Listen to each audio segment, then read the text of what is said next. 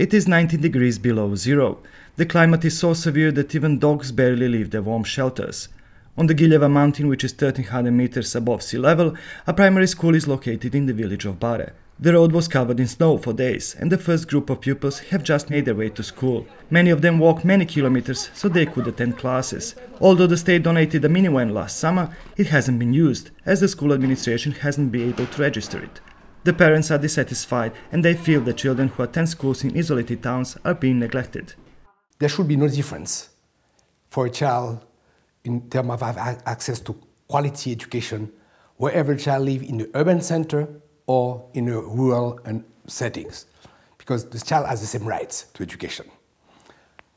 We do recognize that in Serbia there's a challenge. With the depopulation of the rural setting of Serbia, with migration toward the city, we do see more and more the primary schools enrollment or the size of primary school are decreasing. And at this very school in Bare, the number of pupils is rapidly declining. 20 years ago, 750 pupils attended St. Sava Primary School.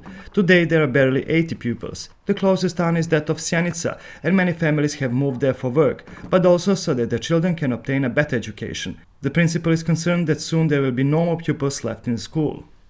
We are in need of everything over here. We lack central heating. There are no restrooms and toilets in schools. These two things are our next priority to obtain. Again, restrooms and heating. Also, we are always happy to receive new educational tools. UNICEF is aware that the state has limited resources to invest in education, but it should focus on the effective allocation of existing funds. The school in Bare is an example of schools that have been neglected for a long time. Those children have seen a lack of investment. From what I gathered, the last time furniture was given to the school was given by UNICEF in 2001. It's sad that 14 years later, those are the only new equipment that the school received. It's sad to see that the children have no access to busing system. They have to walk 4 or 5 kilometers. Still, the teachers are doing their best to convey knowledge to their pupils. They say the existing conditions are preventing the children from reaching their full potential. The educational tools and equipment are old. There is no gym in the school.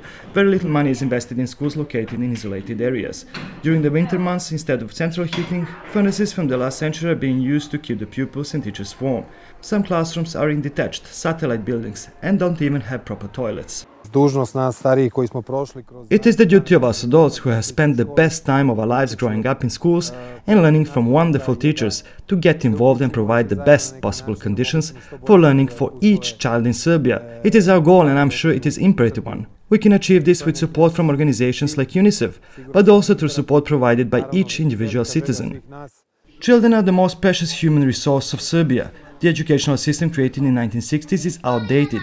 Schools in remote areas have been overlooked, and the educational system does not sufficiently invest in them. UNICEF believes that no child should be forgotten, and that special attention should be paid to schools located in remote areas, like this one in the village of Bare. All children, no matter where they live, should benefit from quality education.